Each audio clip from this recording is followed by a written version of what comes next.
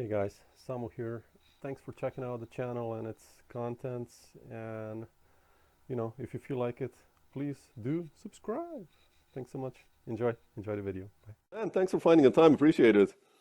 Cool. Yeah, it's great I got to get the story out one way or another. So, hey, Samo, we in.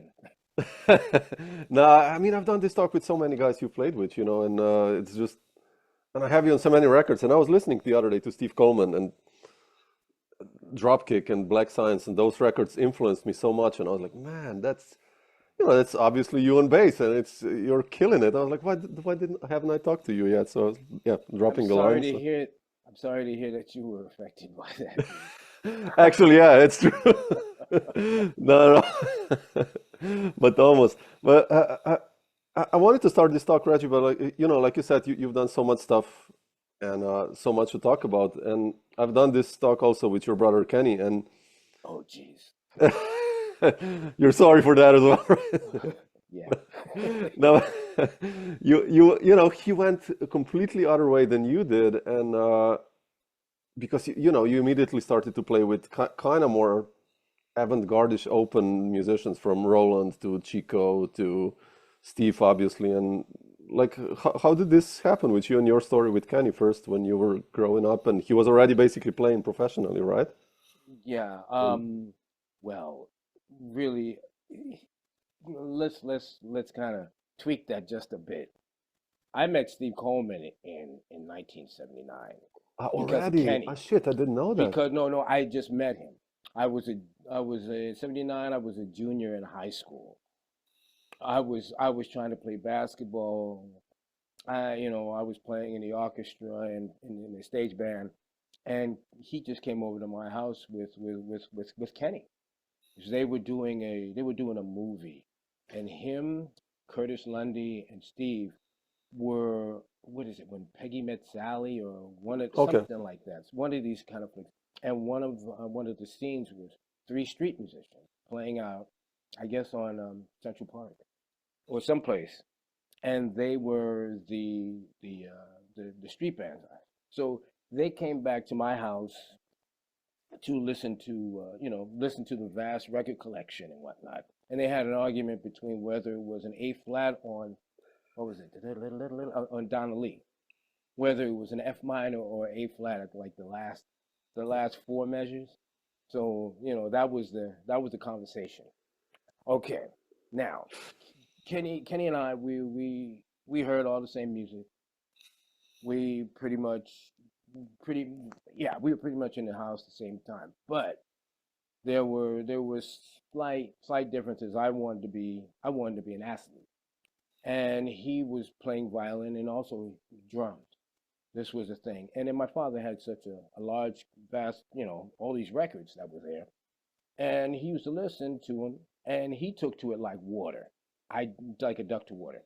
I did not. Hmm. I listened to the music when I liked it. My favorite stuff was Wes Montgomery. Like what is that? Dreamin', California Yeah, sure. Dreamin'. Yeah, yeah. Yeah. Those CTI and Creed Taylor Verve stuff. I really like that stuff. The big band things that my pops was playing. I like that. Walk through the room, go to the kitchen to get some juice out of the fridge, go back in the room and, knuckle around or run out in the street and play baseball, basketball, football, hockey, whatever. And yeah, an ensemble. I was playing cello, and then I was playing saxophone in school, but it was never really a big thing. It was easy, and plus I could pad my grade point average. I was always getting 99, so hey, but he took to it. He really took to it. He used to read the liner notes and check different stuff out, and he was showing really great acumen on the instrument. So my pops, he decided to put together a drum duo, me and my brother, the Washington brothers. I think I was maybe 7 or 8, and Kenny's 4 years older than me. So we used to go to different places around in the city and do this percussion duo. We won a couple of competitions. We did the New York City Housing Authority talent search. and the final was at the brand new Pace University in New York City. So we played there. It might have, what was that, 72, Mm. 73. So you know, there was a band from the Bronx, killing Afro-Cuban band of these young dudes. Now, 30, 40 years later, I'm thinking, hmm, who was that? You know, and I got to ask Kenny if he knows who that was, because it could have been early Fort Apache. Mm. Yeah. You know, it could have been Robbie. It could have been Jerry or Andy Gonzalez. Sure. All these cats, and then later on in my life, of course, they came to be instrumental in my development. You know, with Andy and Jerry. Andy was, you know, loved him, man, and Jerry was such an interesting soul. It was great just to be around him. Plus, you know, we got into nefarious things, which some of us do and some of us Sure. don't. So, which we'll leave it there. Yeah. That was, you know, and that's the best way in the past. You know, pretty much we just started to listen to music, and then Marcus Miller started to come over to the house because he wanted to learn about jazz music. Omar had came. Marcus had asked Omar. Now this is a 15, 16-year-old Omar Hakim Oh wow, man. asking a 16-year-old, you know, Marcus Miller. Well, Marcus was asking Omar, he said, yo, man, I want to learn about jazz, man. Where do I learn that? He said, oh, man, go to Kenny Washington's house. Kenny Washington, he know everything about jazz. Okay. So Marcus would come out from Queens and come to the house. And this is around the time I was trying to look at different things and play. I was going from one orchestra to another. I didn't feel like playing cello because that was my strongest instrument. I could play that. Everything, anything. Mm. And there was a conductor in one of the orchestras. He thought it would be better. I would be better equipped or better utilized as playing bass. So he told another conductor, put him in the bass section and see what he does. So I think he'll be better there. And I didn't know any of this. I didn't find this out until 30 years later. That they sent me there and he said, yo, don't worry about it. We'll put you back in the cello section after we get some more bass players. And he put me in the back of the bass section. And the bass section was horrible, except for Paul Nowinski was in the band, was in the orchestra. And Rob Wasserman. Oh yeah. So these cats they play with Manhattan Transfer, New York Voices, I think. Paul, if I'm not mistaken, is with he might have just retired from the Boston Opera or Mm. something like that. So they went on to much bigger and better things. But they were at the front of the section, I was in the back, and every mistake that would come from the bass section, they would look at me. So I got tired of that crap. So I went home, I took a bass home, and I started practicing. That's what I would do in my room, practice all day. Mm. You know, or after school, I would have to come home because I would get in trouble for staying out after dark. So I would have to stay in for a week. So I would look at TV and I would play and practice everything, hours. And I never knew I know now that it got me out of a whole lot of trouble. Sure. It got me out of a whole lot of trouble. And it got me out of a whole lot of trouble. You know, it was wonderful. Plus, that's music was such a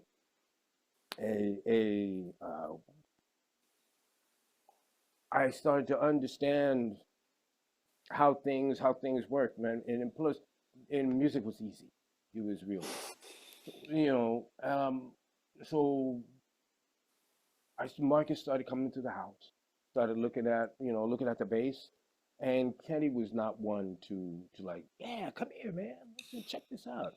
I sat in the corner and checked them out as they were learning and talking about music and talking and playing all kind of stuff, and his bass was sitting there.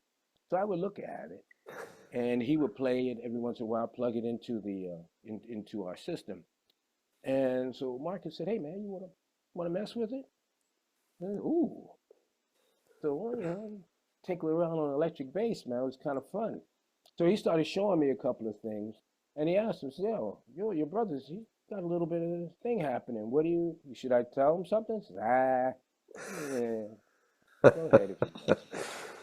So and things started growing. The one thing about having Marcus come to the house was he brought funk music to the house. He brought funkadelic. He brought you know Sly and the Family Stone probably and stuff like that, right? Huh? well, Sly was there early because of my cousin. Stevie was there, but like the Barcade, um, Roger Troutman, the Zap Band, Mm. that kind of stuff. Pieces of a Dream, and also the beginning aggregations of Return to Forever, because we're talking he was coming over the house in 77, 76. And this is when Weather Report was hot. Yeah, yeah. All that stuff was hot. Jocko was hot. And went to J&R Music, and they bring that stuff home, and started listening to it. This was the new stuff that was in there. That's where I started to like veer off into a direction. And because I started liking that, liking electric, and disliking to carry around the acoustic bass. And at that time, in order to play acoustic and sound good, you had to play a doghouse. There was no amplifier. There could be a mic. So that played on a lot of how I wanted to deal with being a musician, which I really didn't want to be. But the bass was there, and it was easy for school. Fast forward, after high school, Kenny by that time was playing with Betty. No, he was playing with Lee Conant. Mm. He was playing with Jimmy Nepper or Like Jimmy big gigs, yeah. Owens. Yeah, or I'm hanging downtown with Marcus. They might go into 7th Avenue South. Or they going into Sweet Basil, Fat Tuesdays. Those Bradleys. They Yeah. go and sit in. And then he got the gig with Betty and Griff. Dexter Gordon saw them. I saw them play in 1983 at the Blue Note. Mm.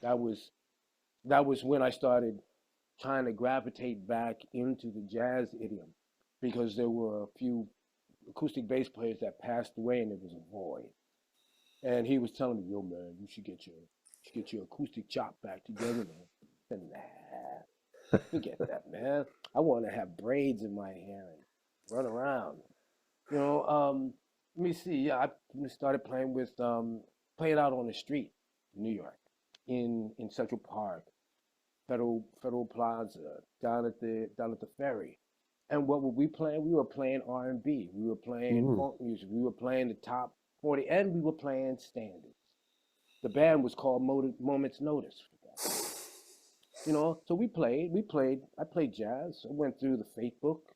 We had nothing else to do, and play every tune and see what was there, Mm. what we liked and disliked. All the time is getting the chop together. And I was veering there but I was still with Chico. But Chico Hamilton was trying to be, expansive.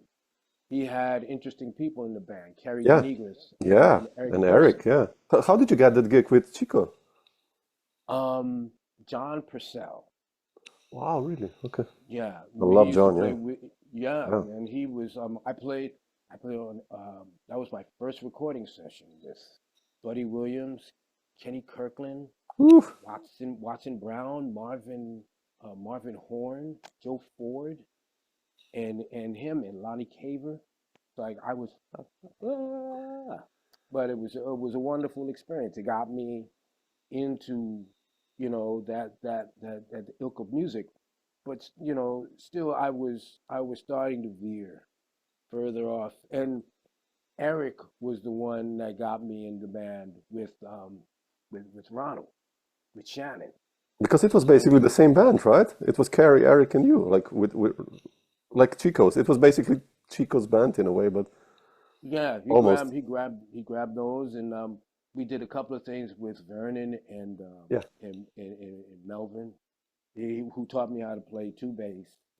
Mel is That's the man. He goes to heaven. And so from that point, man, I was open to a whole bunch of people. I met Jeff Lee Johnson through Ronald Shannon Jackson's band. After I got fired from that band, Eric called me up and told me that there was this beast of a guitarist. You got to go see this guy. So I went down, and it turned out to be Jeff. And he's like a guru. He was a guru to me. He taught me just how to be, how to be. If it's a problem, leave it alone. Play for the music. Mhm. Play what's necessary. No more, no less, no bullshit. And I said, okay, yeah. And he had his feet everywhere with Bonnie Raitt, George Duke. He had a trio with Rodney Holmes and Jeff Berlin. Mm. Incredible. And then he played with McCoy. Yep. I felt like he was like Monk on guitar. And at these times, me and my brother were diverse, especially with Ronald, because he wasn't grooving on that at Yeah, I can all, imagine. Yeah. at all, man. And then time went past, and then Steve, no, I passed over Jean Paul Borelli, Yep. Kelvin Bell, Leon Thomas, Tommy Turrentine, Mark Ledford. There were a lot of people in that particular time. The Black Rock Coalition. Yep. I was a member of that. So it was just of all sorts of different types of music, man. Just opening my brain up to so many different things, man. It was and it wasn't the horrible thing about it. It wasn't done. It just seemed to be just starting. Because Mhm. then you add on, I started coming into the city a lot more, being in these. I couldn't get into 7th Avenue South because I looked too young, so they didn't let me in. So I had to go other places. I would go uptown, and I started checking out Afro-Cuban music and stuff, and that changed my whole frame of mind. Is how music goes. And wow, where are we now? Are we in the 90s yet? Yeah, and I think I so. wanted to No, ask. here we go.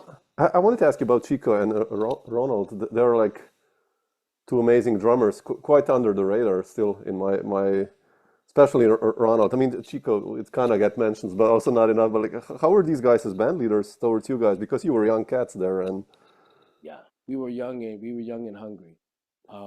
As far as Chico is concerned, he taught me how to be a man. He taught me how to be a black man traveling. You mm, are an ambassador. Then in the 80s, early 80s, we were doing no, mid to late 80s, we were doing tours. But you have to have integrity. Don't be a moron. Don't be an asshole. Don't act like you're better than anybody. And also sample the things that are around you. everything. Yeah, See what's going on. Don't go, instead of letting us go to McDonald's, I said, nah, you guys, come with me. We're gonna go to this nice cozy restaurant in Paris instead of yeah, going to the arches. He was teaching us. He's teaching these 20-year-olds of finer things in life. And Shannon, um, he he definitely opened up an avenue of music. I never really was into Ornette Coleman and the mm, whole melodic concept of music, but thank God, I was able to be involved in that because it's come to help me as a musician and an artist now. Um, Ornette was a visionary. Nothing more can be said. Visionary. He was testing the boundaries, musical boundaries. They didn't understand that now. We understand it now. yeah, I mean, they at that time, everybody was tripping on it. but now they understand where that direction was from, where he was coming from. It was interesting, and Shannon was also trying to find himself. So I got my road chops with them, because I Yeah. went out for 9 weeks, Man. 9.5 weeks Yeah. with Chico Hamilton, and we did with Ronald, we did the U.S. in a van, in a U-Haul, with a U-Haul on Yeah. on the back, man. Had a couple of flat tires, sleep in the van, cold. Oh man, yeah, yeah, yeah, yeah, yeah, yeah, yeah. They gave me the road chops, and I can, they I owe them everything. Yeah.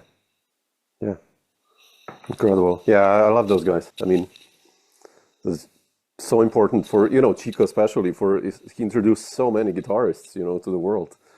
Like, Yeah, and a from lot of Jim Hall young, on to Carrie, yeah, let's and say, for instance. I mean, a lot of young cats were able to come yeah, through the Yonge. We used to call it the Yonge Altos.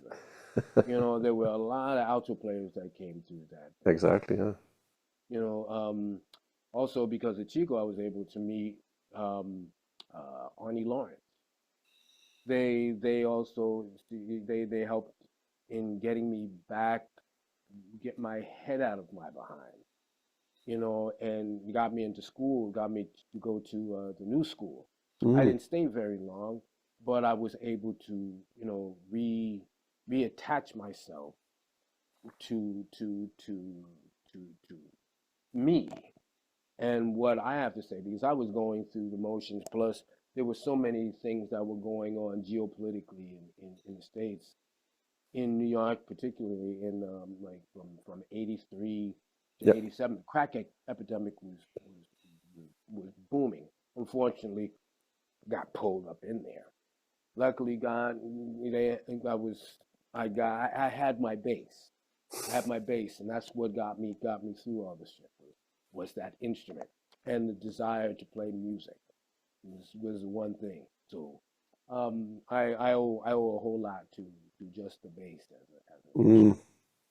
You know, but it's I feel sorry for a lot of the younger musicians now, because they don't have they're not getting any of it, yeah. none of it. And I think that it helps in your longevity, being just if you want to be a musician. This is you got to go through some of these things, and you don't get this now. You got, my man, much respect, but you got Scott's lessons and those types of things, which that's wonderful. If you need that, and that's what you desire, fine. But hands on, getting out, meeting people, talking to Yep. people, interchanging, being on the road, camaraderie, love for one another, back to back. I think that's the essence of creating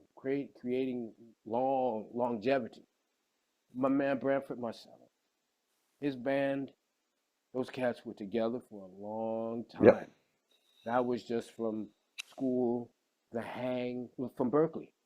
The hang, one cat talks about another cat. Yo, you should go and check so and so's gig out, man. This dude's a beast. I'm telling you, go and jam the jam session. That's changed. Yep. Now it's like, you can get tweets and all kind of other nonsense, like oh, or you get likes, or something goes viral for the entirely wrong reason. Yep. You know, Jam sessions were each one teach one, or the tough love method of stuff. And I got that at the where was that? I was at the Village Gate, when all the musicians used to come down there, and we would get beat. Young, there's, oh, hey, that's Kenny Washington's brother up on there playing bass, ain't he? Yeah, that's him. Yeah, yeah, yeah. All right. No, no, no. You, young blood, stay there. Stay on the set. Stay there. And I would have to sit there and say, okay, we're gonna play so and so tune. Okay. Um, Um, I don't know that. Oh, no, oh, you know that tune. You Kenny Washington, brother. He know everything. One, two, one, two, three, four. And I resented that thing. Oh my goodness. But and it made me more pissed off as they got to the tune. It's oh yeah, I do know that tune. And just play. And they say, yeah, yeah. You know, that stuff that doesn't happen. No, yeah, That's it's not more in gloves. it's Everyone is so phenomenal. careful now, and yeah, yeah. On phones. Have you seen this? Oh man, I have a music school here. I teach, and like when I come into the waiting room, there's like three students. Let's say they're from 12 to 16, and let's say there's a girl and two boys, and you know, I'd be like, dude, and everyone is just on their phones. Like, I'm like, Yeah. come on, people, talk to each other. I don't know, do something. Like, Or even worse, crazy, man. when they're playing, they set their phone up and you got The lead sheet. audio Yeah, yeah, yeah, on the phone. I'm saying, man, yeah. It's dude, crazy. are Yeah. you know, my man next to you is playing the same tune you're playing. How is he going to know that you're finished with your soloing because you got your head all inside the phone? I saw that. Oh man, where were we? Great bassist Joe Sanders. Sure. Joe, we were I think we were in France at a festival, and we there was a jam session, and he said, "Yo man, watch this." And there were like three or four phones on stands, and these cats are playing. Joe walked up on the stand, took everybody's phone. It's okay, you know the song now, play it, and the whole thing fell apart. Oh man, shit. Yeah, I said, yeah, "Come on, guys, kids, let's go, come on." I'm trying my best to get out and teach. If you need somebody to beat some students into shape, right here. absolutely. I, because it's imperative. This is how I learned. This Yeah, is how I came up. There were plenty of Jimmy Cobb, Keith Copeland, Jim Hall, yeah, Arnie, Reggie Workman, Jimmy Owens, Jimmy Nepper, yeah. Art Pepper. These cats, man, they were there. Tommy Turrentine, to, they were there. They were teaching not only at the school but also on these jam sessions, and it was invaluable. Yeah. The knowledge that I was able to pick up just by talking to them, just by sitting or watching them on the set, and you watch how they function. Um, Stanley Banks, George Benson's band,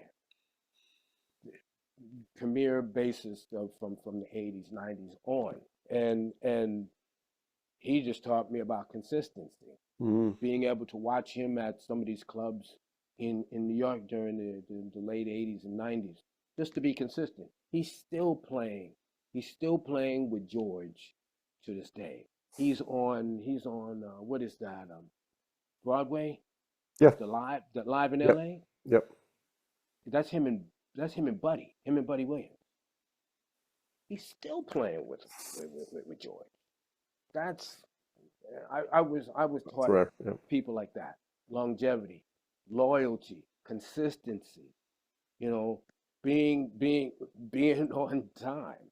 You know, that's another thing. And I'm also trying to get these students like to forget the misnomers that you've heard that taking illicit drugs and getting drunk and getting towed back is going to make you play better. No, no, it doesn't. Sure. Been there, done that, and I'm a better player at 63 than I was at 33. Mm, Simply because alcohol screws up your system, screws up your absolutely. consistency. You have an element of bucket in there. You know, you're not really caring about stuff. I know I didn't, but now I try to keep so far on top of my stuff that nobody can say anything. Kenny's the same way. He's the same way. Because you can't say nothing to me. When I walk into the room, shut up and say what's happening. You want a juice? We don't need no problems. Yeah, yeah. When Kenny walks in there, it's so funny to see this. When he walks in the room, it's like that Bugs Bunny episode of, oh, Leopold, Yeah, Leopold, I love that, man. Leopold. Yeah. You know, and though, like the sea opens up and then this dude walks through, and folks are scared of him. And my brother's a teddy bear. Man, the folks are scared for me when they see it's Joe Farnsworth. I told Joe because they were doing that double drum battle thing. Yeah. I said, Joe, man, that's so nice to have you, playing with my brother. Give my brother a kiss and hug for me. And he sent back to me, your brother and I don't have a relationship like that. That's my brother. See, Yeah. he's not even Kenny. He's Kenny to me and my sister. Kenneth to my sister. But to the world, he's Kenny Washington. He said, yo, man, I saw your brother Kenny Washington the other day. He says, oh, how's Kenny doing? No, I saw Kenny Washington. He got you too. Incredible. But I think I diverse. I No, no, no, no. But I wanted to ask you. We started before with Steve, and I listened to Dropkick yesterday, and I was a teenager and transcribed. I made lead sheets, which I still have, and they're probably completely incorrect because I was trying to figure out what was going on, the odd meters and the layers, and tunes like Terra Nova. I know I wrote out, and Ramses and No Conscience and all that stuff.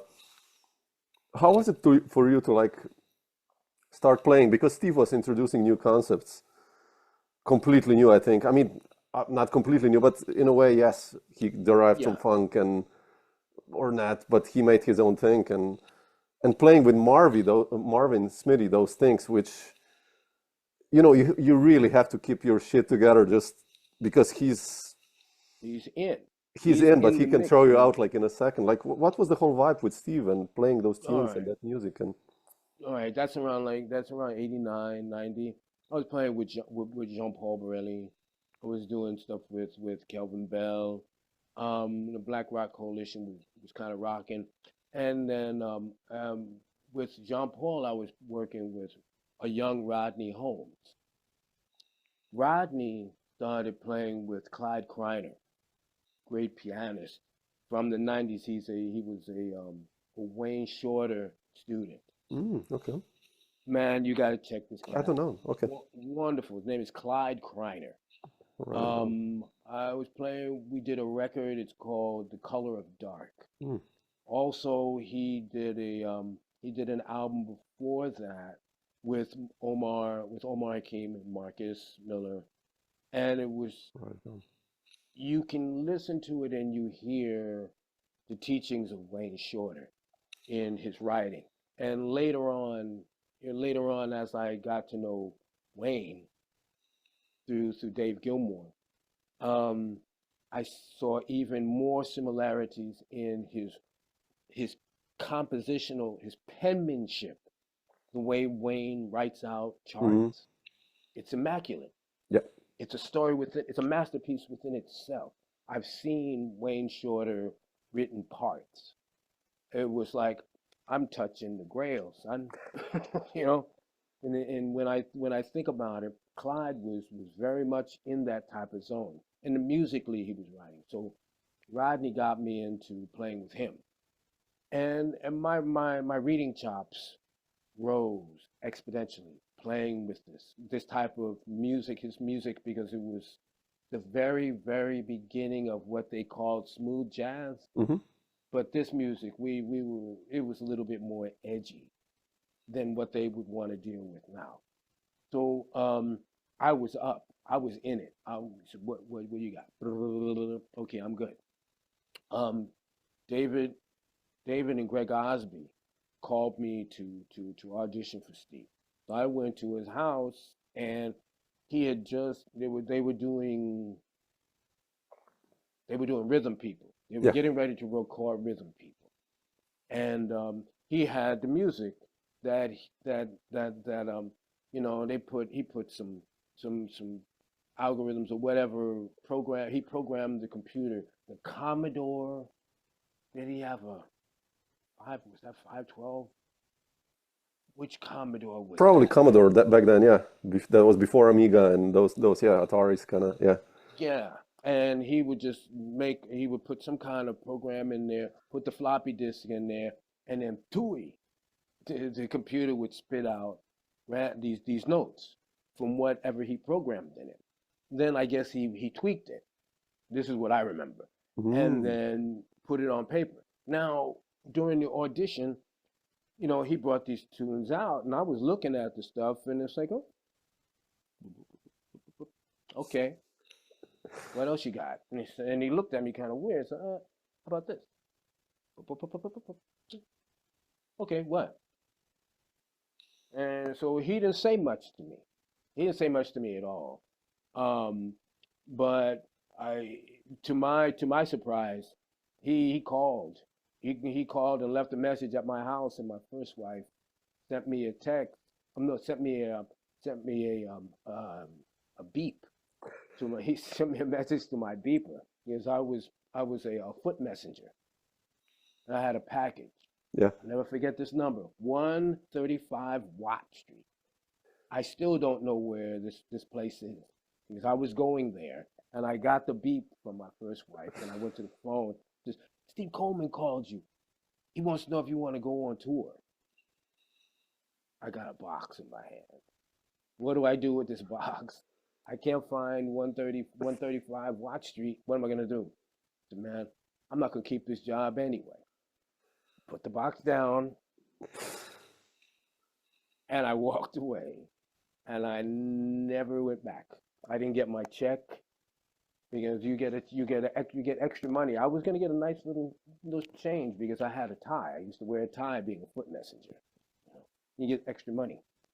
So so we went back and started rehearsals, and he had music, but the music was kind of ridiculous. It didn't sound like a bass. Mm. So he gave me the responsibility of bassizing it. Because would you play that note? Nah. Plus, I was messing around with the low C, and I was trying to incorporate that in there. So the low C and the low D. Yep. So he gave me liberty to change octaves or take a note out because it was too busy, or that kind of stuff. And then I had to learn the old stuff. Now that's another thing. Because Kevin Bruce Harris, who was the Yep. bass player before then, he's organic, not a reader. So he was just getting it as he was feeling it. And Steve was one to like, look, this music is flowing like this. I can't waste time trying to teach him what exactly is supposed to happen. So go ahead, you got it. So when I got into the band, I was learning the stuff that he had played, that Kevin had played, but it was wrong. And then he finally gave me the music for as we were on tour, and I've already almost learned the music with Smitty the way Kevin was playing it, and I'm reading the music, but this is not what's written. It's nah, man. Kevin wasn't playing; he was just playing what he could, man, and I just let him do it. Yo, you should learn the music. So I had to unlearn and then relearn. Some things got kind of crazy, but it started to make me think, and the hunger was there. So we also had the learning process of this was all inclusive. Each one teach one.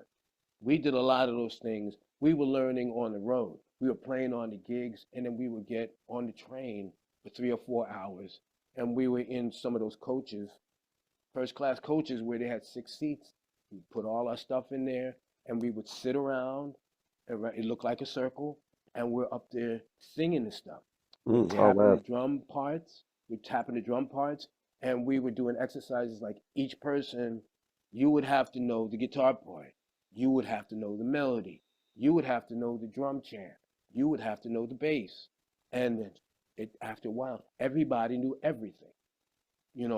That's how it started to flow, Yeah. started to open up. Then there were other times where Smitty, we would depend on Smitty a little bit too much.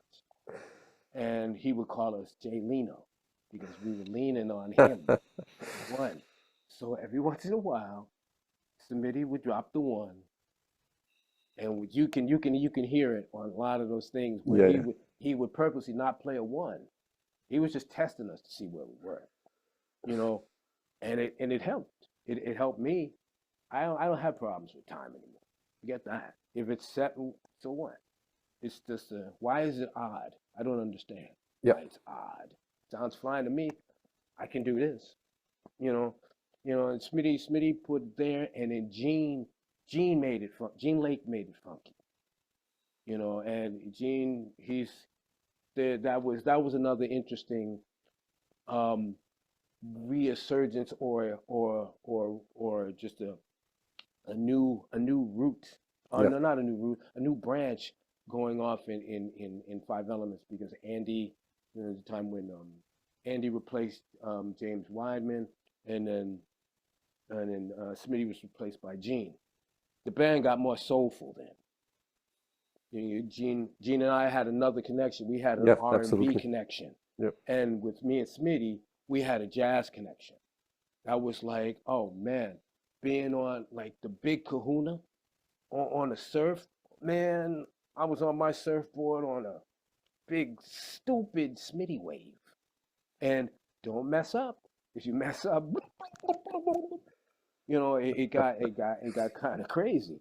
But the way it felt, it was so powerful. Plus, he's such a compositional drummer. yeah, It was incredible, really incredible to play with him. So what this did to the music was make the music a lot simpler. So papers, a sheet started steadily getting smaller and smaller. You interesting. know, we might have a half a sheet, and we would have an idea on it. And then after a while, Steve would make it into it was two stabs, and he would just have an idea. And then it got to like he would come up with one staff that he had cut from a piece of staff paper and write an idea here. Let's try this. Man, this is a paperlet. This isn't paper anymore, man. And it got to there, and then he started experimenting. He would roll up on you and say, da da da dee, da da da da da da, da, and then he would go to somebody else, and that started happening. Yeah, The thing that made it like the big awakening was when Smitty we were on tour. I think we were in Berlin or something. It might have been 91 or 92. And I'll never forget this moment. We were just doing, it was just trio. Dave and Weidman had laid out. And we're playing, and Steve is playing, Steve is soloing. We might have been over, maybe Change the Guard or Fiery Visited or something hmm, like that. And Steve starts playing. He just started playing a bird melody. Okay. Oh wow, cool. So I started playing the chord changes. It, he just started doing it in the middle, and I said, oh, that's cool. Let me see if I can. And he turned around and looked at me, and then he played another one, and then I went, and Smitty was there too. Some of the things had little hits from the original thing, so we were truncating and elongating the melodies in order to fit into our rhythmic concepts. yeah, And that's when that shit started with the call and response, or yeah. that's when that started happening because he finally got a bunch of cats that were listening. I used to look at the side of his neck, and he had a tell. He had a certain thing that he would do, and I knew he was getting ready to do something.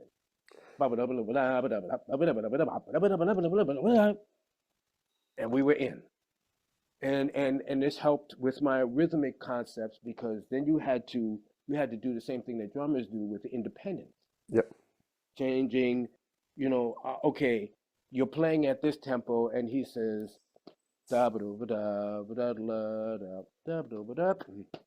and then you're Yep. there. And it wasn't a one of them little gradual. It had to like cut, chink, paper tooth, quick, and it's got to sound like we meant to do that. And then it started just opening up. Now the other stuff that after that, after '95, when it started going into negative notes and um the synergy, and I wasn't there with that. I Yeah. wasn't there with that because it wasn't working with the concept that I was trying to work out with um with his music, with his music, because counting all that crap, oh, forget that. People were counting one, two, three, one, two, one, two, three, four, five, one, two, three, one. I went James Brown, Bootsy, the one. Yeah. That's it. And like what is that tune? X format. Yeah. I think that's what. Yeah, Yeah. that comes up a lot in my master class. All it is, all it is a bar 13. You know, we had to simplify a lot of this stuff. Change the guard. People were having such a hard time with half beats. It's 3.5. If you open it up, it's 7. 7. Yep. Yep. Just get your internal clock together. I explained that. I think I have Bill Murkowski. He did an interview, and it's called the eternal internal. And I was talking to him about rhythm, anatomy of a groove, and it made everything so simple. And Steve was tripping. It's cool. What's the other tune? The one that Camille, Camille Gaynor and Michelle Indegiochello played on. Oh shit. Yeah. Oh. I think that's Dropkick, isn't it? That's Maybe Dropkick. it's dropkick. Yeah. Ba, ba, ba, ba, Yes. da, ba, ba, Yes. da. Yes. Done. Yeah. Yeah. Yeah. Yeah. Yeah. I Where love is that one. one? Where is one to you? Where do you think one is? Yeah, it's probably not so obvious that it's like dumb. But Ba, ba, ba, ba, dum, ba, ba, dum, ba, oh yeah, ba, shit. Yeah, ba, yeah, yeah. uh, That's where my there, charts went wrong probably when I was a 14-year-old. I was like, dude, man, what is this? look, Smitty Smith and I, we thought it was where you thought it was. And we were playing it like that. And he said, "No, man, that's not it." So I know, and when he told us that, he destroyed the song. We couldn't play it. We couldn't play it at all. And so Steve said, "Look, man, forget what I said. Play it the way y'all play it, and then we'll meet each other at the end, okay?" Bet. And we continued to play that song, and it became monumental. Yes. Even Gene has this. He knows it. We eventually figured it out, but I don't. I like it. I like it when that's the one. Yeah. So that was how we were. How working that music out. I don't even know what he does now.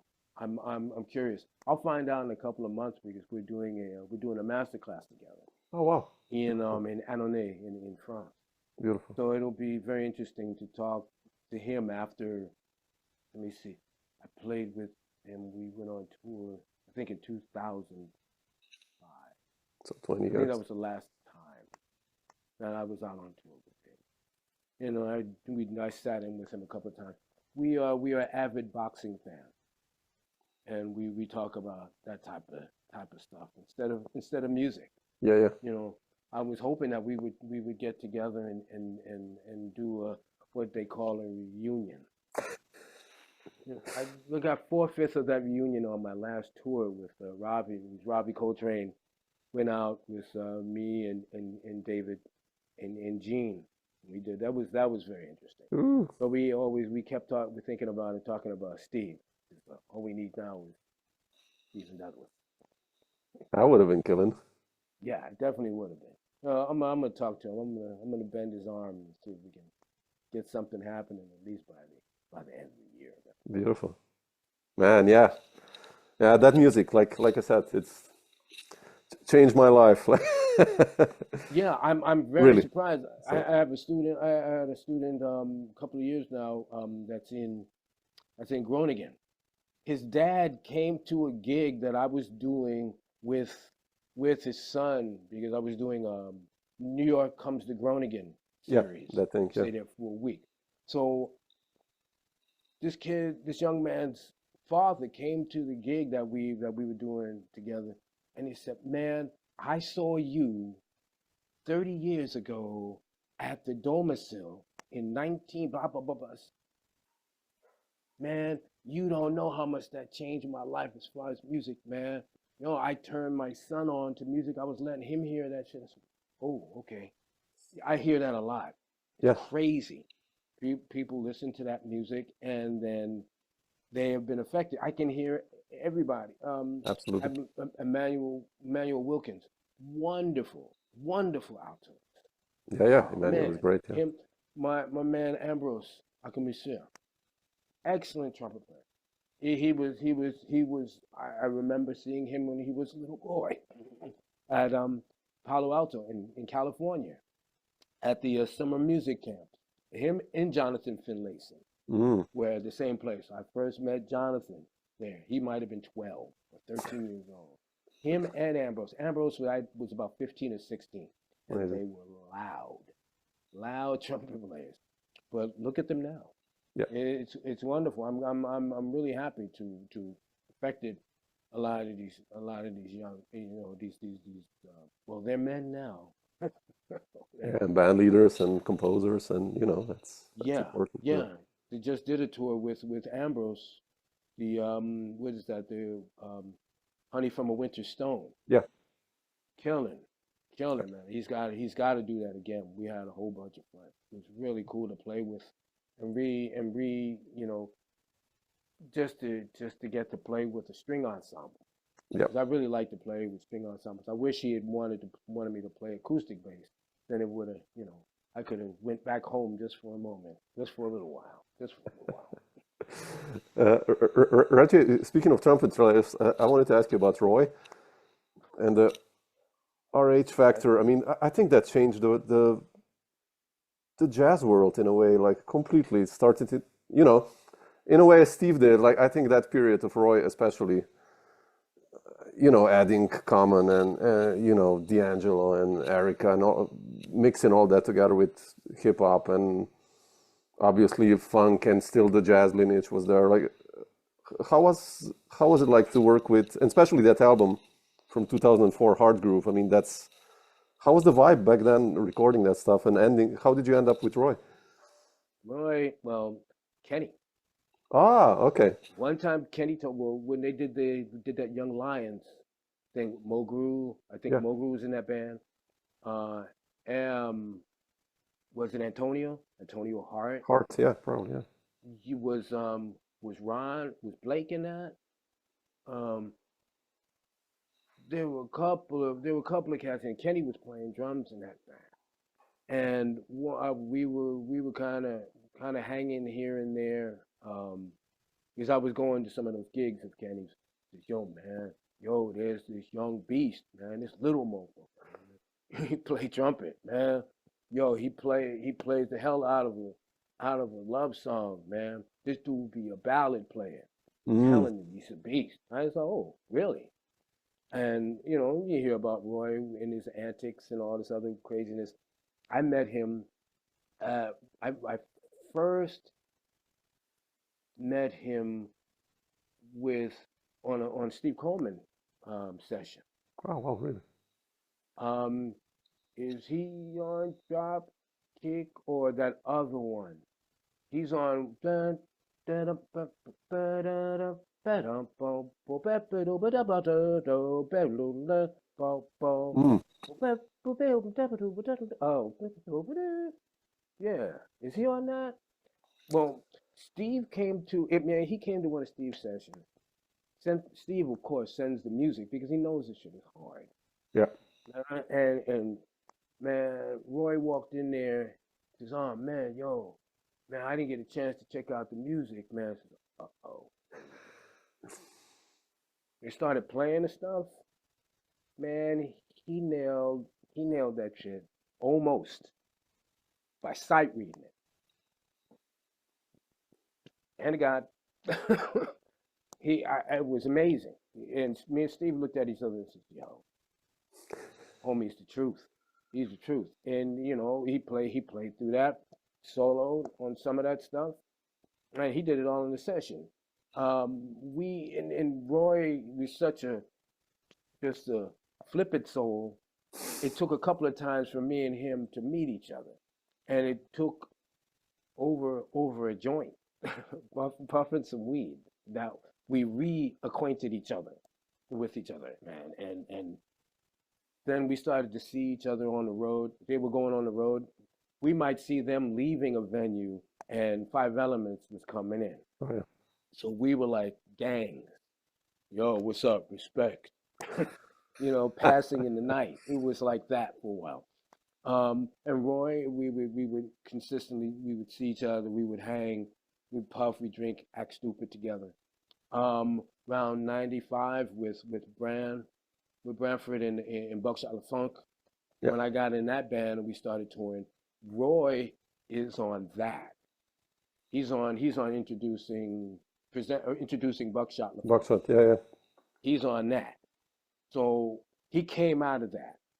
He came through and appreciated M-Bass Collective, all that stuff.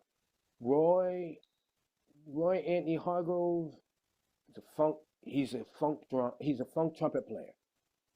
Funk trumpet player that embraced the jazz idiom. Yeah. Excelled. Not a jazz player and went no. Interesting, yeah. Didn't know that one. Didn't think about it Yeah. like that, yeah. I mean, we were in '95. He was talking about RH Factor. He wanted to do something, man. Do some funk stuff like y'all are doing with Brand, man. Yo, that's killing, man. We were in Brazil and he was talking about it. I said, oh, cool. I'm down, man. Let me know what's up. A year went past, and then he asked again, and then I put out and talked to his managers. Yo, what's the deal? He said, well, we would love to do a little session, but we have no money. Oh, bye. So time went past. '99 came up, and then Bobby Sparks, Keith Anderson, Yeah. JT, all them cats up. Bernard Wright, all them cats down there. They did a demo of some of the ideas that he wanted to do, but Verve wasn't letting him do that. They wanted their Grammy Award winning trumpeter with Yeah. his quintet because he was burning. Plus, he had right after that or at the same time was that the cute little fruity album Yeah. with the no not Crisol, before that one where he has the nice white linen pants on and the little white linen shirt Yeah. and Yeah. no shoes and socks, looking elegant. Yeah. That's the record company there for you. Word. Yeah. Yeah, man. And by that time, I think I was living on 95th Street, and he had a friend of his that was living across the street in the other apartment. That's when we started to hook up. In 2000, we used to play at the Cleopatra's Needle, Yeah. Glasper, um, uh, Elu, Eric Lewis, the Strickland brothers. Um, there were all these musicians, Jeremy Pelt, Yeah. Maurice Brown, all these cats were coming through. Peter Washington, we were coming through there, that particular place, man. And this is when that music started, and he started really branching out into different things, man. And then I'm trying to think where he hooked up with D. It might have been through Amir, through Quest. I think that's how that happened. But he was a funk player, man. And we were listening Yeah. to rap. We were listening to Jay Dilla. Dilla was, come on, he was playing jazz Yeah, absolutely. albums Yeah. and cutting that crap up, man. I got hip to Dilla through E.J. Strickland.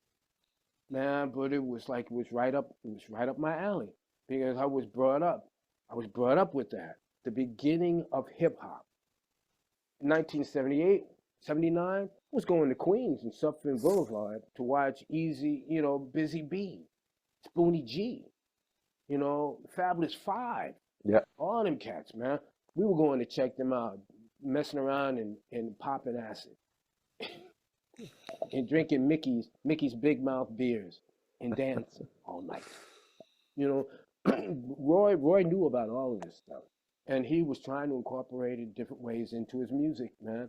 And once Crisol got that Grammy, then they said, You can do whatever. Yeah.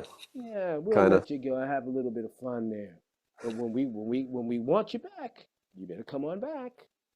And Bruz, when Bruz, Kenny, I was talking to Kenny. I was out on the West Coast with French chanteuse. Her name is Uta Lemper.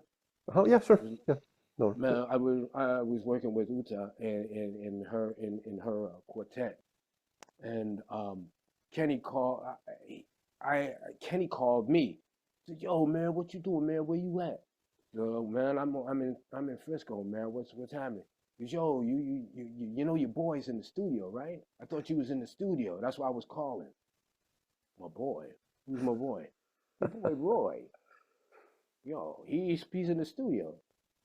Really? He said, "Yeah, man. He said he can call you to do the hit."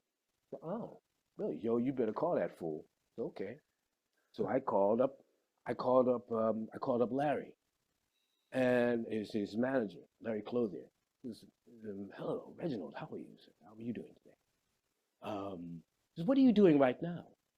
He says, "Nothing. I'm talking to you." He says, "Would you, Leroy would like you to come into the studio maybe and play a little bit. Are you free?" He says, "Yes, I am. What time is good for you?" "Five-ish." "Five-ish is fine with us. I'll see you then." Okay, toodles. And I got to the studio. I was there for 5 days. Oh, In 5 days, man, everybody was coming through there. Everybody. yeah. Mark, yeah, everybody on there. Mark Kelly, Mark Carey, Michelle, Yep. Cello, John Lee, um, well, Cornell Dupree, Pino. Oh Oh, Pino man, was that there. was Yeah. so much Yeah. fun. It was so much fun because we didn't know each other. Nobody knew each other. He just had everybody in there. And when we started doing those, all those, if you keep in mind that when you listen to Hargroove, everything was done in a jazz mentality. Roy is an avid has an when recording, he has a jazz mentality. Yeah. 3 takes. If you get any more than 3 takes, it's getting tired. We're moving on. If the first take is good, we're moving on. So a lot of those tunes were done the first take or the second take.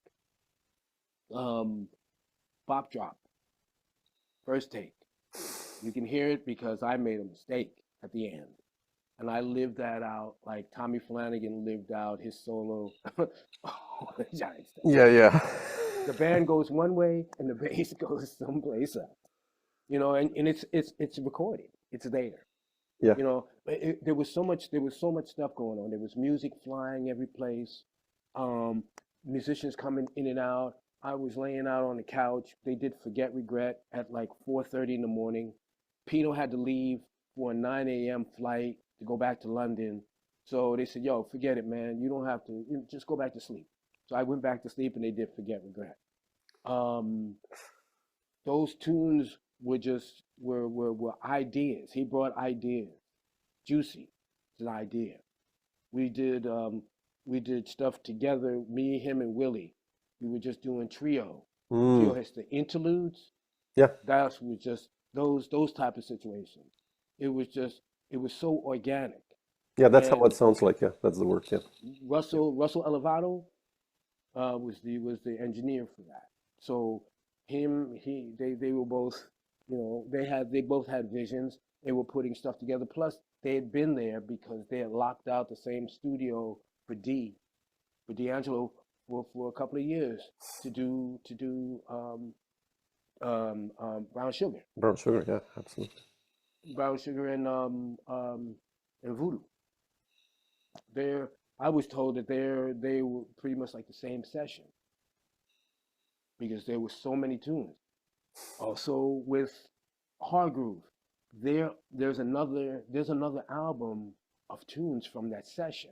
Mm, Strength is an extension of Hargroove. There were 35 there were 35 takes. I had used to have 35 separate files of tunes from that session wow, of Hargroove. We did a vocal version of Along Came Betty with great. Oh man, Bernard Wright singing. He made up lyrics. I'm playing acoustic bass. He's playing an original DX7 Rhodes sound that he had specially tweaked. Roy scats. He's got a scat solo. I'm playing acoustic, and JT Thomas is playing drums. And we put like a little funk pop on it. It didn't make it. It didn't make it. There was so much experimental stuff. The stuff with Anthony Hamilton. yeah, Oh man, that was crazy. There's a part of it where there's like a choral medley thing that goes into his feature tune. yeah, That was a separate tune. That was a separate session where we had him sing that little part, like just riff over that part. It says, okay, take that one out. All right, sing another one. All right, sing another one. yeah. That's a Sing another one. There were like seven of them, and I think we took the four best ones. It was such an interesting time because we had the studio. yeah. We were just That's the there. best. Yeah, yeah. Yeah, and we just folks were there, folks were gone. Folks were there, folks were gone. My man Butter was Roy's right hand man at the time, and we used to be in there. I think Butter did a lot of the like drum programming stuff for Roy, but it was organized chaos. Yeah, That's what it was. yeah, Organized chaos. yeah. It's such a good one, man. You know, Q-Tip and Michelle, and that. Oh Oh man, that's man, such a strong one. That poetry thing, or poetry. and Yeah, and, and and what it did, all what that. it did is it reshaped um, some of these younger musicians' concepts Yeah, of how to approach music, and you they wanted to, or they had to put a name on it.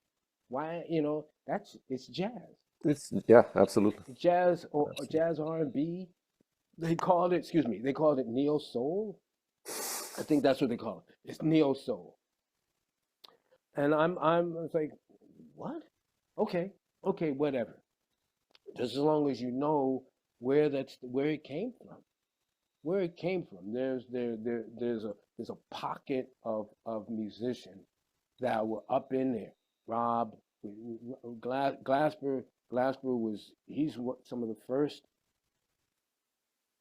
gigs that we did with RH Factor was with Rob, with Glasper. Oh wow, We did one in Texas. I think he sat in with us in someplace in a European tour, but he was there in the early aggregations of some of this stuff.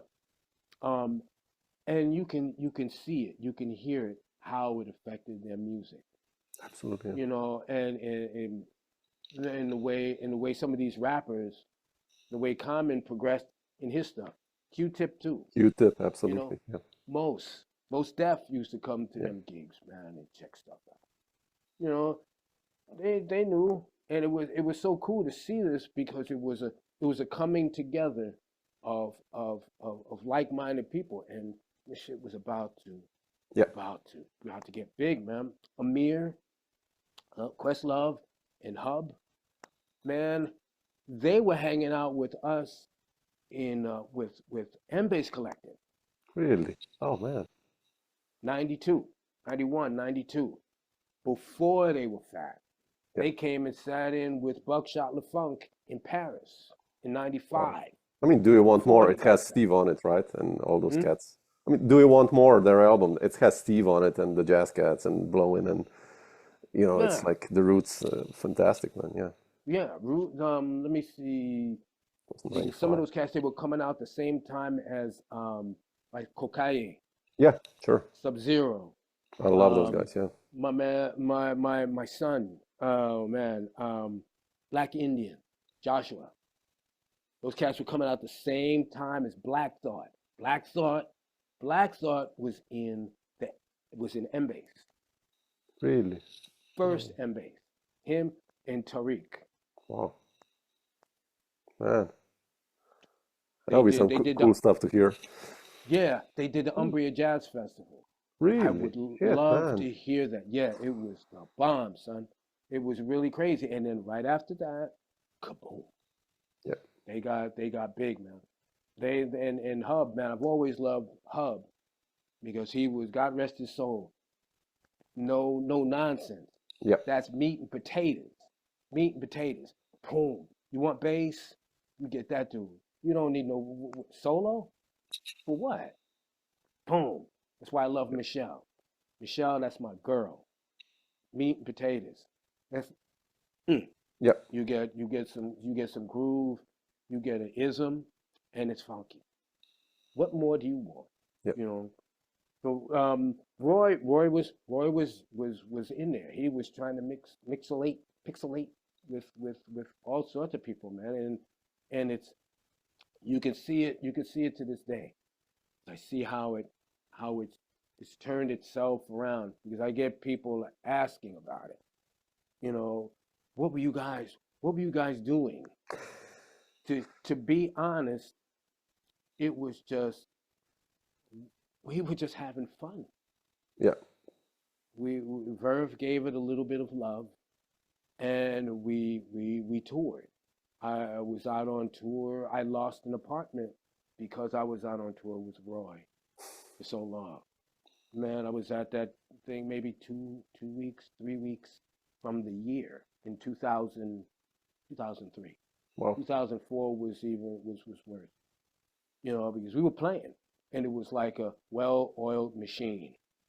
But the oil that was being used was insane.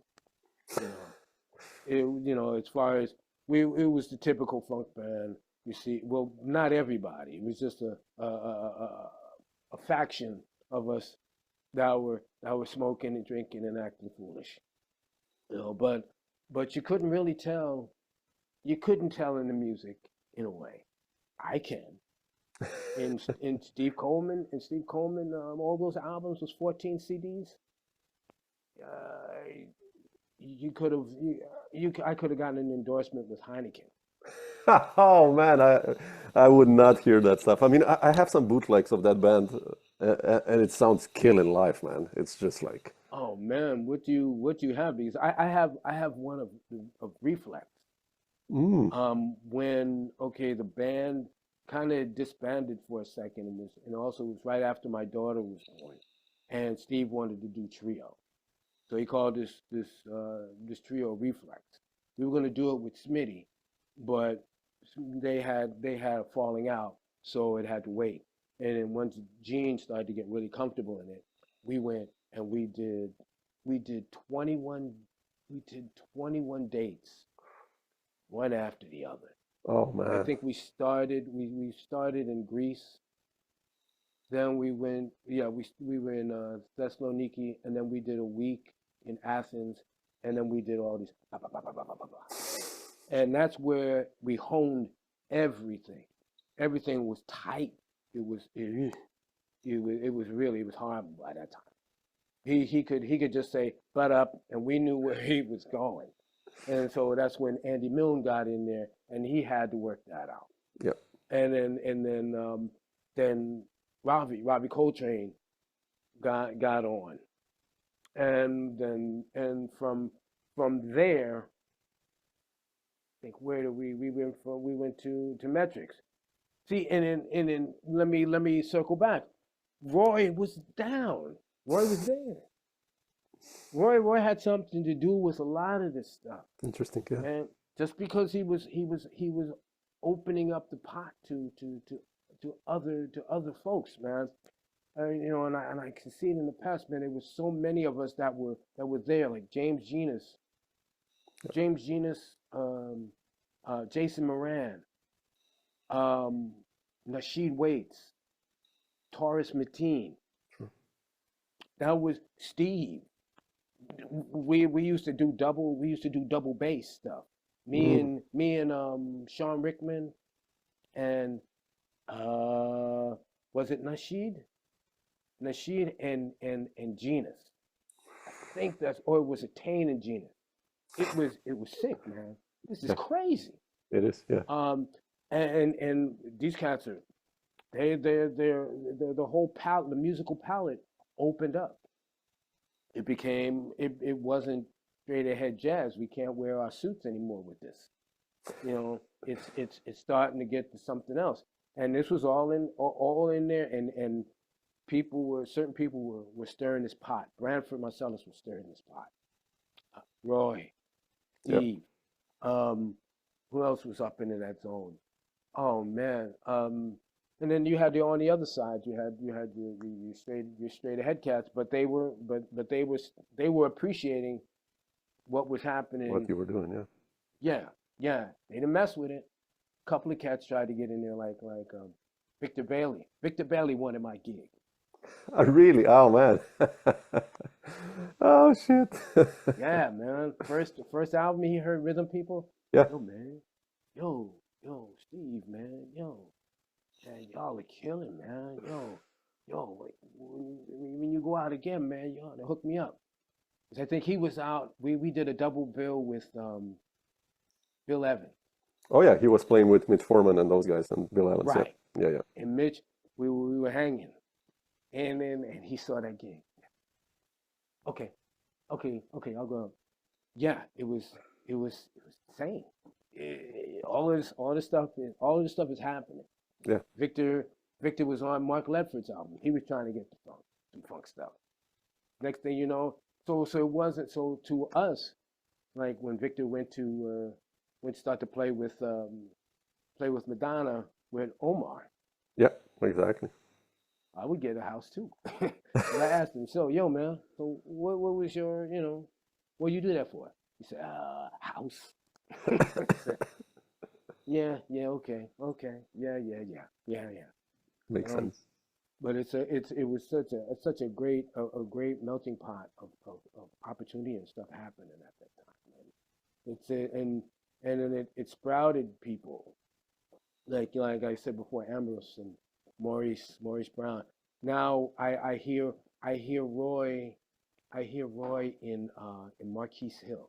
Mm. Yeah. Absolutely. Yeah.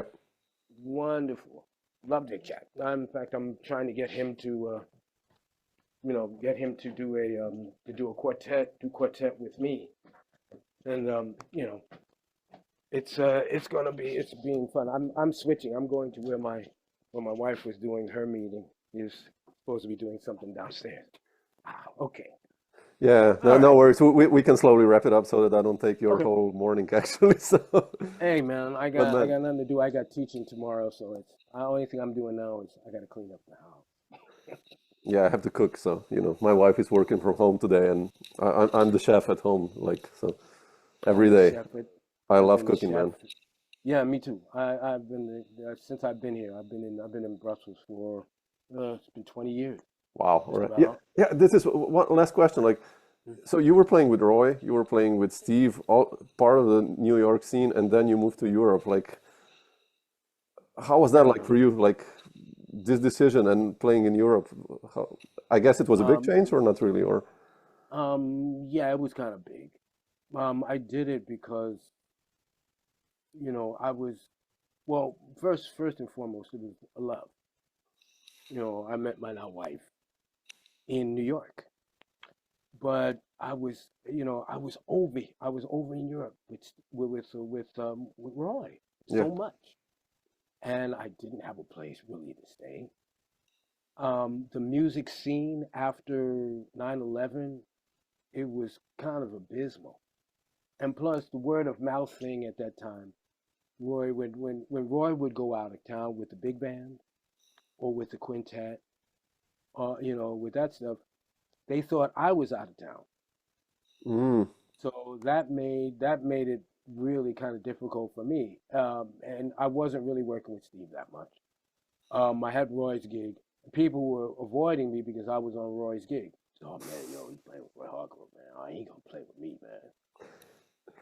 Come on, man. So that word of mouth, that kind of crap. It started getting to where I had to do club date bands, which was all right. But a major gig that we had was in the World Trade Center, and that killed everything. Mm. It kneecapped the club scene. So less gigs all the way around, pretty much. So I was kind of testing the waters, but then I was over here, went back, and then she said, "Hey, why don't you just come over here and hang out for a minute and see what you think?" I said, "Okay, fine." So I did, and the change was no the edge. It's a different type Yes. of hunger. Yeah. I had to find a different avenue or a different source. So I tried to play with some musicians here. I find a few cats that I knew of, Stefan Gallon, Sure. Erwin Van, this cat's from Akamoon. Some of the cats from Paris, Laurent Deville Yep. and Pierre de Blethman, these cats. And there were some cats that were here. Antonio Ferrao is in Italy, but you know people that are in Europe, these same musicians and their other contemporaries, they're looking at you like, okay, are you gonna really be here?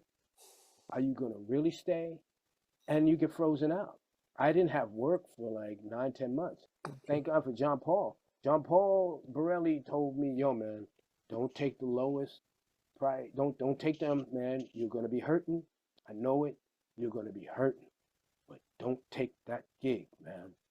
And then, somebody asked me for a $125 gig, and I heard John Paul, take it, take it. So what? You need that rent.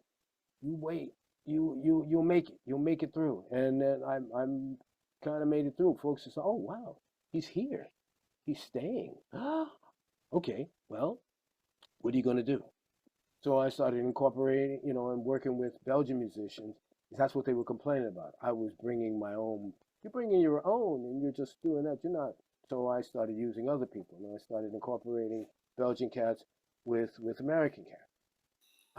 Certain things you can't get, here, Sure. unfortunately. Yep. Some sensibilities of piano, a lot of sensibilities of guitar, and plus I'm kind of jaded. I played with some of the finest cats on in the world, and it's kind of hard to, go someplace else and then have to teach other people what what you want in a way. Yep. I found a couple. There's a killing drummer in Amsterdam. Yeah, I guess he is in Amsterdam. His name is Jeroen Vroom, Surinamese cat. Amazing Mm. drummer. I met him young, very young, when he was 16 or 17, and he's progressed, and he's in his 30s now. You know, so this place, being in Europe, has kind of saved my life because it was going around circling the bowl. It wasn't good. Drinking too much, not taking care of myself. I wasn't going to see 50. And I had to make a serious decision. You got to stop some shit, man, because you don't want to be like the another sad musician story. Yeah. So with help from my wife, we started, getting stuff for myself, being a band leader. That taught me how to be a better side man, you know, than consolidating some of the knowledge that I've gotten over the years. Plus, when there's no alcohol in your system, you can actually think and actually, go back and reminisce about things and put things together. and pertinent information that could actually help the next generation. So that's where I am now. You know, that's exactly where I am now. And shit, we're just trying to make some music, man, and have a good time. That's important. Yeah. Yeah. Beautiful, man. Reggie, man, thanks for sharing some of these thoughts. So much Thanks for appreciated. having me. Yeah, And man. Yeah, pat yourself on the back, man, because there's not many cats that are doing what you're doing. Shoot, it's arduous task to yeah, get through this. But one thing is, you're canonizing a lot of this information, which will bring more relevance to what you're trying to do, yeah, and you as what you're, as a historian, you know, yeah, keep on knocking on my knucklehead brother's door. I would love to do. I've been talking to him. I wanted to do kind of a podcast slash type interview with him. let's do it. Let's. Can you guys talk? I mean, I did a separate one with him, and now with you, and I would love to hear you guys talk about that. Late '70s, early '80s stuff, like what we kind of touched today, man. So Yeah, because cool. we would fill in gaps, because Yeah. we've had a couple of arguments about what really happened, and it's like, hold it, wait a second, man. No, you did this. No, it wasn't me. It was you. Oh, okay, all right, But yeah, I would love that. It I would be would so love that cool, man. because Yeah. he's a bevy of stories. He can get. If you think I'm long-winded, that Yeah, that was a so nice interview I did with Kenny. I think it was 2 years ago or something. We talked for 2 hours, and it could have gone just like for another yeah, 6. Like with you also. We barely touched Jean Paul. We didn't. I mean, your band leading and so on. Like, you know, there's like we wrote on the email. There's we could talk for hours. Which yeah. www.jamandcolors.com. Yeah, you exactly. can check that out. The new stuff is Black Lives. Yeah, So yeah, yeah. we're I gonna be know. doing another CD Beautiful. in June or July or something. So, and I got some tunes that explicitly speak of the fuckery and stupidum that's going on Yeah. in North America. No, no, no comment, man. I'm happy I'm in Europe. Seriously. Oh man, yeah. There's a Yeah. couple of cats that just got here, man. Robin Eubanks Robin, you've lives to in to Europe? Yeah, he lives in Brussels, man. He was at my house the other day, a couple of days Really? ago. We had dinner. Yeah, yeah. Wow, man. We're gonna Okay. be doing some stuff together too, but Beautiful. he's got he's got a bevy. We were filling in gaps of the whole of Coleman sagas. He's an original. He's an original M bass. Yeah, World Expansion. He's on that album, I think, 85, right? No, Modern Yeah, Pulse. One of those two. and Yeah, they were roommates back then too. yeah, yeah. Crazy, man. Yeah, it was him, and then Smitty got into that house, and that's when I met them. I met them like maybe 3 or 4 years after that. Yeah, all that. Oh, Amazing. Akamoon, Fabrizio Casol, and Michel Hatzijoju, all them cats. 1983, when Steve was in Europe with Thad Jones and Mel Lewis band. Mm, That's and Doug Hammond. That's yeah. the very, very beginning of M-Bass, of what they call now M-Bass. Fabrizio kind of wants to say that he had something to do with that, but you were there. You were there. You and David Lynx, Michel Hatzijoju, who is an original descendant of Jaco Pastorius. Folks don't know. They think Richard Bona. There was only three of them. Mm, Three, I believe. No, four. Jeff Berlin, Chris Jefferson, Victor, and Michelle Hatzijoju. Those are the cats. Those are the direct cats from that mm. that came out of Pastorius school, man. You Jaco, can yeah. hear it in their music. Just a little factoid. Cool. Man, Reggie, if you're going to be around in Slovenia, drop me a line. We have a guest room here. If you want to hang, whatever, let me know. Ah, cool, man. Sure, man. If yeah, I was serious about school, the school and master classes. I have a master class workshop that incorporates multiple students in any kind of Hmm. level. It works better with the older, more advanced students, and we're tackling the music of Hargrave. Okay. Anatomy. It's titled Anatomy of My Groove, the RH Factor years. And I just talk about what was going on at the time, some of the stuff that we rapped about, and how conceptually it's changed my perception of music and of my groove aspect, Yeah. because of the people that Roy was able to bring around in the same room. I was able to get with them and then start another branch someplace else with case in point Jacques Schwartzbart. We've been together since Michelle and Diggy Ocello days, and Roy Well, and he's great. Yeah. RH Factor. Yeah. But through him, I was able to learn the concept of the guoka in Caribbean and with Guadeloupean music, Mm. man, and that's changed my jazz, my R&B, my Afro-Cuban, all of those concepts. Everything has changed since I started to learn about the guoka, and it's man, music is mighty. Music is medicine. Yes. Absolutely. So yeah. That's I'll send you a PDF or something. Send me a link or something. Yeah, I can check it out. Cool. And I'll do that.